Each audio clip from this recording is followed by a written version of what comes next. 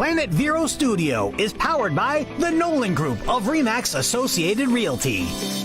MyNextHomeFinder.com.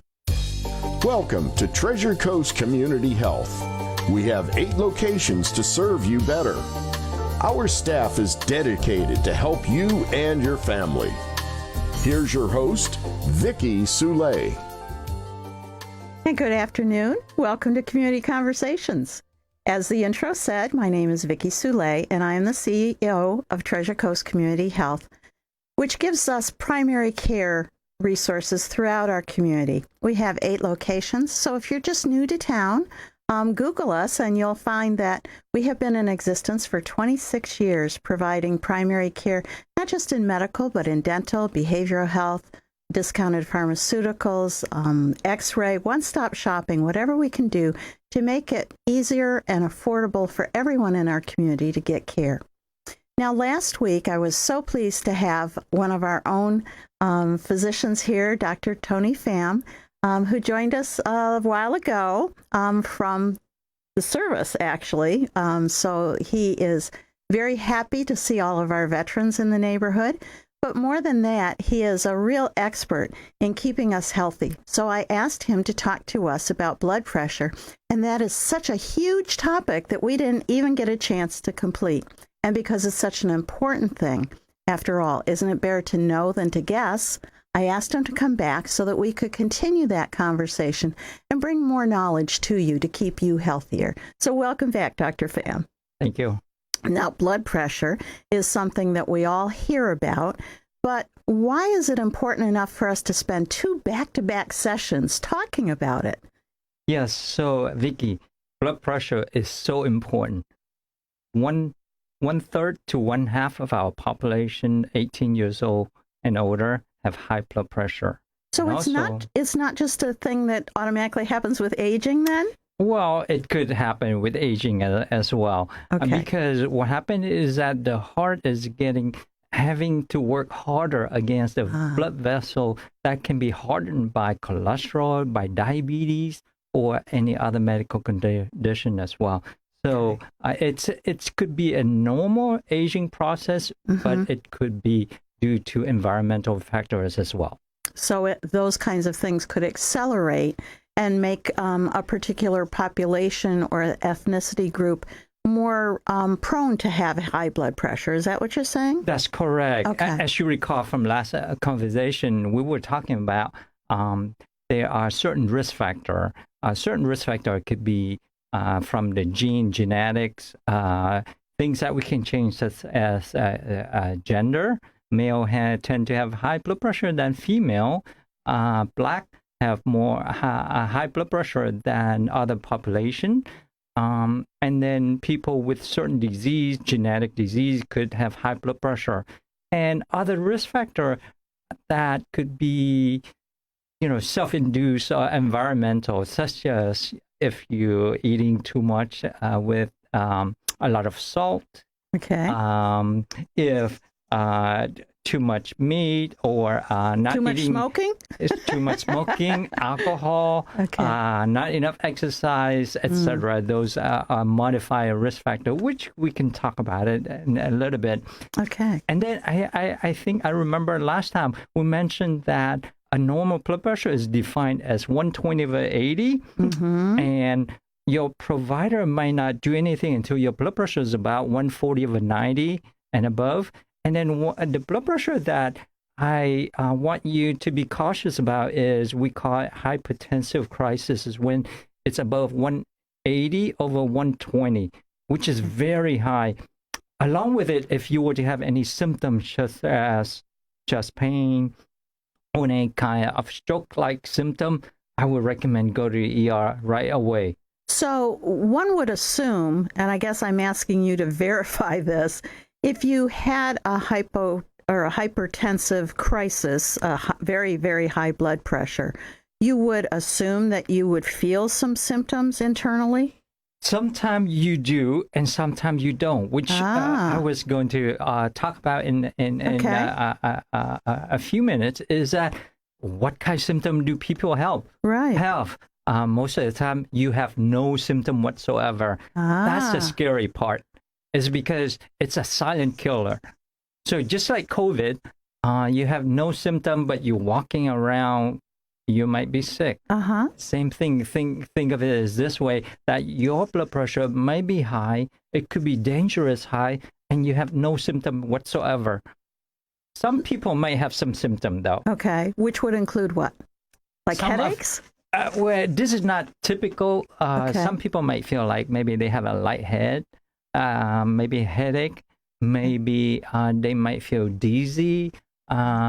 Maybe they feel palpitation in their heart, or maybe they have a pulsing sensation that they might feel.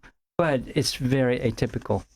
So this is where I get to come back in and say a pound of prevention, an ounce of prevention is worth a pound of cure. And so I think about going into Publix and other public places where they have blood pressure cuffs.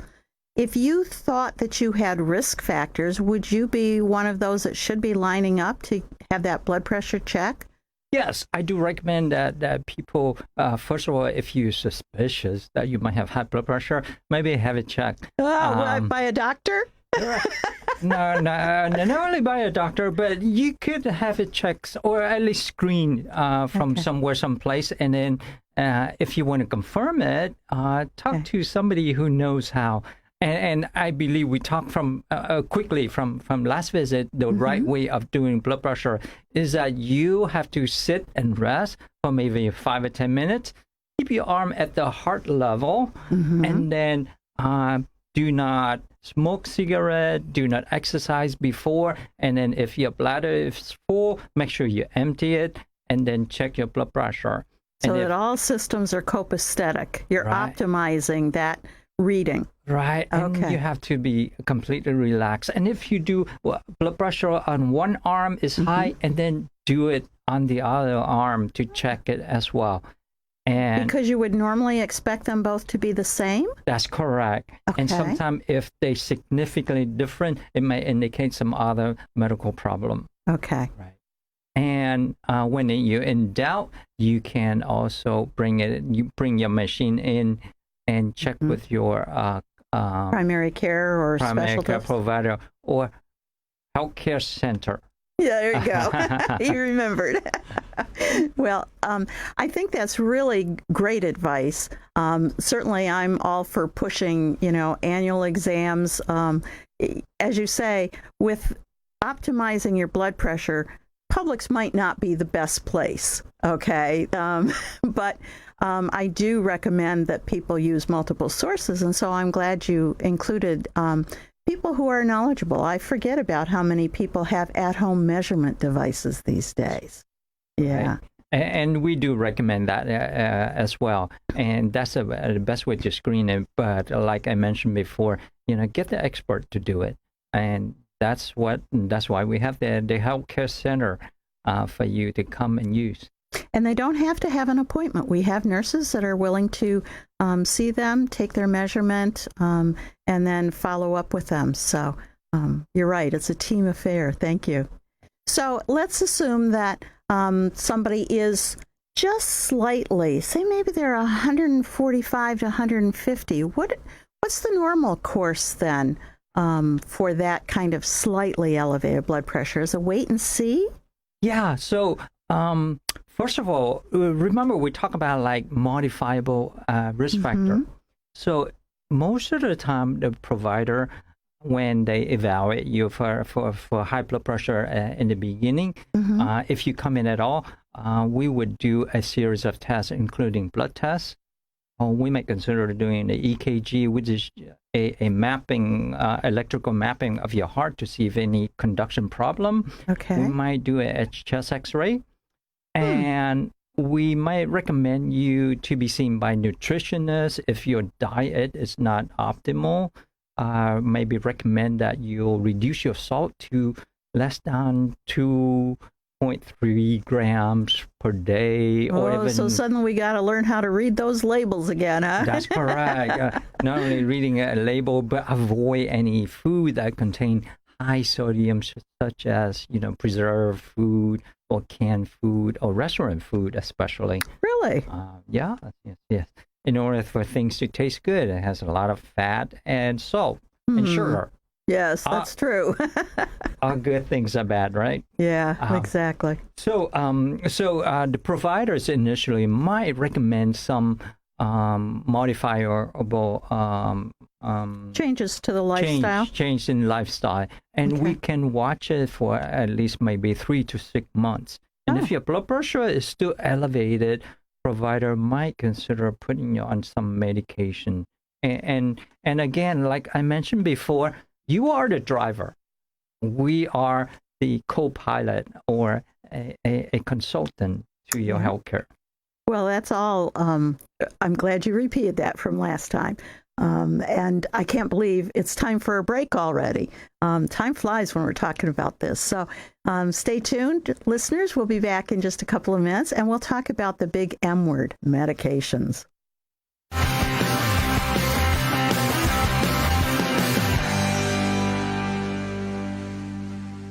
The new year is underway, and it's time to schedule your annual physical. This quick, comprehensive visit can uncover diabetes, high blood pressure, and even cancer, ultimately saving your life. Treasure Coast Community Health waives Medicare deductibles and offers a sliding fee scale discount, so everyone can afford to take care of their health. We can't fix what we don't know. Let's work together to make a healthier community. Call us today at 772-257-TCCH. We're a nonprofit. If you want a home that has the style of the coast, come to Sunshine Furniture during the Tommy Bahama and Lexington half-price spring home event. Now until February 28th, you save 50% on all bedroom, dining room, media, office, and occasional furniture with fresh finishes and rich textures made from materials that reflect the essence of coastal living. At Sunshine Furniture, our 35,000 square foot showroom is also filled with the largest selection of in-stock coastal furniture from Universal, Hooker, Riverside, Four Seasons, and Capri. We are the outdoor furniture experts and have the largest selection of patio furniture anywhere.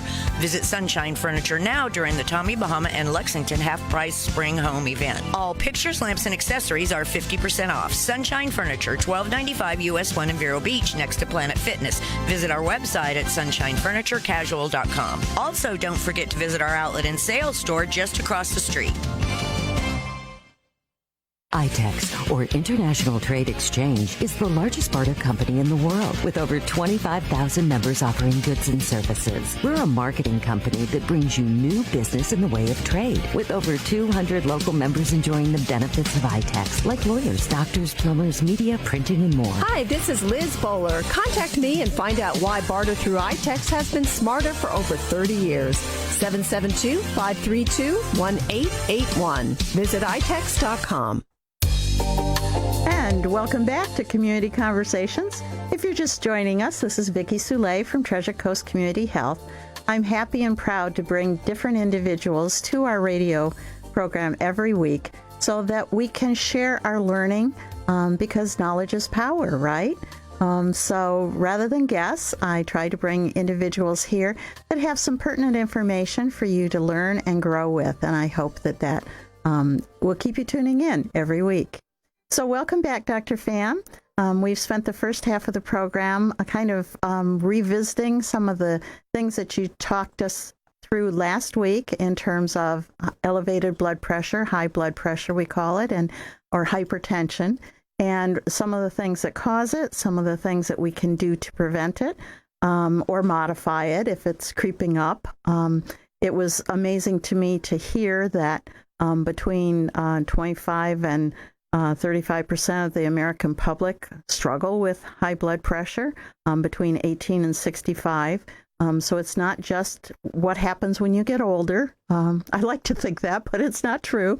And we went through all the risk factors, but we finally ended on the big M, the medication. If it's not modifiable by our lifestyle or other components, then often the magic toolkit will include some sort of medication. What kinds of medicines are used to control high blood pressure? And more importantly, what are their side effects? You know, I'm a little nervous about ever taking medications. So help walk me through that. Right. So blood pressure medication, we have a wide variety of blood pressure medication, and it works in many different ways. Okay. Some of it work in the brain, so it reduce the sympathetic system. Some work in the heart, slow down your heart, and then it slow down the blood pressure generated from the heart. Some other medication works in the blood vessel by dilating the blood vessel, either the artery or the vein. And we have other medication that works in the kidney in many ways, either causing the kidney to secrete some hormone that affect the blood pressure or cause you to lose more water and more salt. Chemistry is a wonderful thing, isn't it? it's amazing. And think of it, each of these class of medication, we have 3 or 4 or even more different medication in each subclass. And therefore, the number of medication available for you to use is a lot. And I can remember, this is ancient history, but I can remember being much younger and seeing those kinds of new medications on the TV commercials. Not often, it was mostly cars and trucks then, but now it's all the very specialist drugs that they are hoping to educate people on. But I do remember those days where it was newly promoted as research achievements. Definitely, and it all helps. And the thing is that each medication has different each class of medication has different kinds of side effects. Okay. Some medication might cause you to have leg swelling, maybe constipation, maybe coughing, those side effects of the ACE inhibitor. Some other medication may make you feel lightheaded or change in your electrolyte. But however, remember this, even though that the medication has a side effect list as causing leg swelling or constipation, but not 100% of people who taking the medication will experience the same side effect. The FDA requires that any side effect through the studies be reported as a potential side effect. That's right. Okay. And if you look at the detail carefully, maybe only like 3 or 5 people out of 100 people may have that side effect. Mm-hmm. So don't be afraid. If you look at the list of the side effects, you probably will never take any medication, even Tylenol or Motrin. That doesn't have something. Right. Every single side effect has, every medication has some side effect. However, think of this. The biggest side effect I want you to remember from taking this blood pressure medication is that it keeps you alive, keep your blood pressure healthy. And the biggest side effect is that maybe you have to live a little bit longer than if you're not. And from what you're telling me, it sounds like, you start with the provider's recommendation in terms of which class would work best for you based on your other conditions or health status or whatever. But if it's not right, if you let them know, how are you feeling a month later or 2 weeks later, or even calling the office, there are other options. You shouldn't struggle and keep dealing with those side effects without letting the original provider know that. You're definitely right. So I forgot to mention is that when the provider pick and choose the medication for you, we would be considering other medical problem that you might have. For example, if you were having a lot of migraine headache or anything like that, we might have medication that might help not only the blood pressure, but can also prevent you from getting a migraine headache as well. A twofer is what I call those. Yes. Okay. Yes. It's a bonus. Yes. So do let your provider know. And if you ever have any symptom with your medication, let your provider know as well. For instance, people who's taking an ACE inhibitor, like something common like a lisinopril, you might not have any symptom whatsoever for many years. Maybe 5 or 10 years down the road, you might have this dry cough, nagging cough for no reason. And You might have a complete workup, pulmonary workup, and vascular workup, and everything is negative. But if you tell your provider that you're taking that medication, we change it, and your symptom might completely resolve. So do let your provider know about side effects. Absolutely. And so it occurs to me, too, that there's several barriers to people not taking their medicines, and side effects are certainly one of those. The other one that constantly comes to my attention, because people say, I can't afford it, okay? They said I should do this, but I can't afford it, or I can't get out to pick up the medications. So what is your recommendation for those kinds of patients?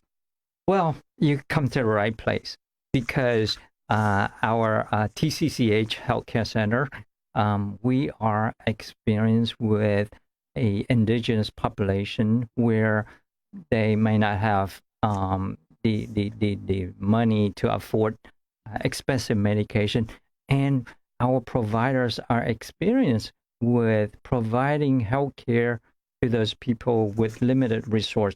In fact, we know that certain pharmacy in the local area might provide you with blood pressure medication for free. If you qualify. Okay. So, free is always good. Definitely. And you're right. We do have a lot of great community partners, and that makes a big difference. So it does help. So even though you don't have money for anything, but we can provide you medication to help your blood pressure.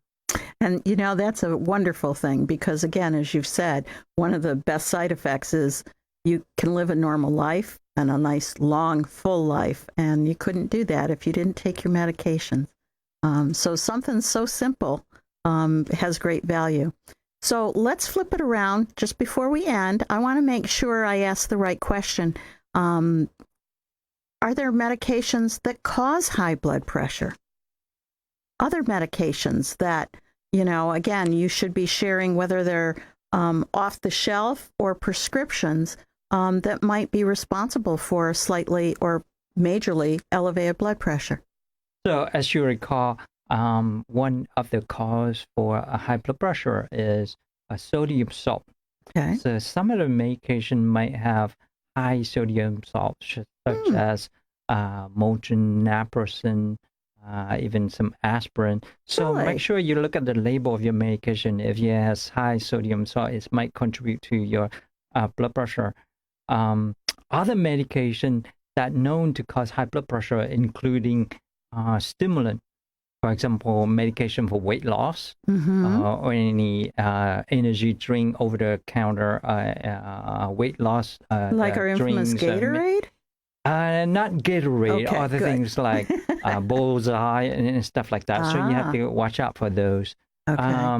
Stimulants such as the medication for ADHD, or maybe some of these over-the-counter medications, such as for coughing or allergy, such as Sudafed, that contain phenylephrine. Those can cause high blood pressure as well. So do watch out for some of those things.